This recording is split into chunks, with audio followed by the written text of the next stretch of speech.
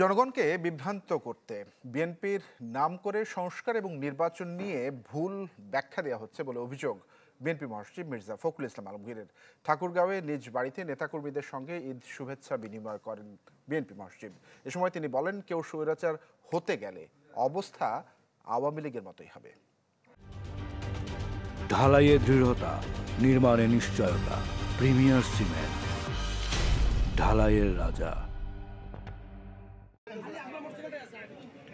ঈদ উল ফিতরের ছুটিতে নিজ জেলা ঠাকুরগাঁয়ে সময় কাটাচ্ছেন বিএনপি মহাসচিব মির্জা ফখরুল ইসলাম আলমগীর।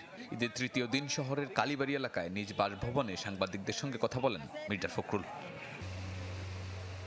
বিএনপি মহাসচিব অভিযোগ করেন, বিএনপির নাম করে সংস্কার এবং নির্বাচন নিয়ে ভুল ব্যাখ্যা দেওয়া হচ্ছে। বিএনপিকে টার্গেট করে একটা প্রচারণা করা হচ্ছে, যেটা সবচেয়ে বেশি প্রচারণা হচ্ছে, সেটা সোশ্যাল মিডিয়াতে সবচেয়ে বেশি, যে বিএনপি আগে নির্বাচন চায়, তারপরে সংস্কার চায়, অথবা সংস্কার চায় না, নির্বাচন চায়। হুইচ ইজ এ ব্ল্যাটারেন্ট লাই। আমি আপনাদের সামনে খুব পরিষ্কার করে বলছি, এটা একটা ভ্রান্ত ধারণা সৃষ্টি করা হচ্ছে জনগণের মধ্যে। মির্জা ফখরুল বলেন, রাজনৈতিক দলগুলোর মতো পার্থক্য গণতন্ত্রের সৌন্দর্য। কেউ স্বৈরাচার হতে গেলে অবস্থা আওয়ামী লীগের মতো হবে বলেও সতর্ক করেন তিনি। গণতন্ত্রের বিউটি হচ্ছে আপনার যেটা ভিন্ন মত থাকবে।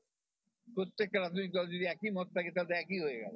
এখানে একজন মত থাকবে, ভিন্ন মত থাকবে, জনগণ বেছে নেবে যে কোনটা তাদের জন্য উপযুক্ত। এখানেই তো নির্বাচন। জনগণ যাদেরকে ভোট দেবে তারাই সরকার গঠন করবে, তারাই পার্লামেন্ট গঠন করবে। এটাই হচ্ছে গণতন্ত্র।